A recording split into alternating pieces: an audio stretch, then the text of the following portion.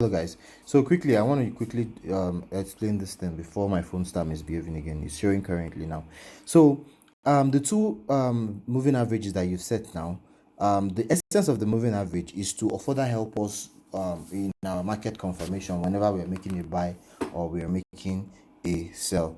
So now I'm going to give you a perfect example from this graph. Market has not opened yet. You notice that the candlesticks here are below the red moving average line. So what it means is that it's serving as a resistance at this point in time, meaning what, there is going to be a rejection in the market and the market is further going down. So there is more focus on a sell when it's under the red line than a buy. Let me show you another example. If you look at this point here, you see that there's a crossing between the red crossed over the blue line to the top, meaning what, the trend has changed from a downward trend to an upward trend. And what did you notice? Every time that the red crosses the blue, either upward or downwards, there is a change in the market trend. If you look at this place, you notice that the red crossed the blue downwards, and then what happened to the market? The market moves down. Let's check for another example. Till the red crossed upward, the market moved up around here. If you look again, let's still look. There's a crossing here, and then what happened? And if you notice, every time there's an uptrend, the candle is always above the red line, and anytime there's a downtrend, the candle is always below the red line. So it serves as two things. It serves as your support and resistance, and at the same time it serves as the trend. It shows you the trend of the market, if the market is going up or not.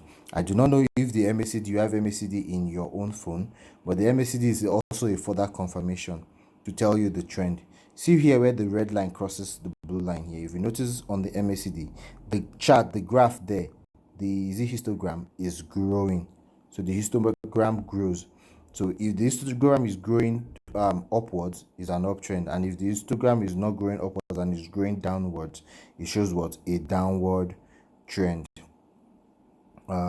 The RSI also, you have 70, 50 being the midpoint, and then if you also notice, every time it crosses 50 above, there's an upward trend, and every time it takes 50 below, there's a downward trend. So you always wait. And if you must check, if you want to see where you see serious trend, you will notice that it gets to 70 for serious uptrend. You see that the RSI gets to 70, and then the market move really seriously. Let's check another one. See this graph, see how very long it is. You see that it's above 70. Let's go and look for below 30. Let me see something that is below 30. Did you see this place, this graph too, that is below 30? You see how very long the graph moves. So most times, if you want to take your trade, this RSI also gives you a better confirmation as to when to take a sell or a buy. If you've not crossed below 30 or above 70, what it simply means is that your market is still 50-50. But when it's crossing 30, what it means is that this is a sure sell. Everybody in the market at that point in time are currently selling. If it crosses 70, everybody in the market are currently buying. So all you just do is what, join them and buy or sell. I think the market has opened or something. This one that my chart is showing now. And then the stochastic also performs almost similar function as the RSI. However, the stochastic also gives you information about reversal when the market is about to reverse. So once there's a crossing from the top downwards, it tells you that the market is about to reverse. And when there's a crossing from the market down upward, it tells you the market is about to also reverse.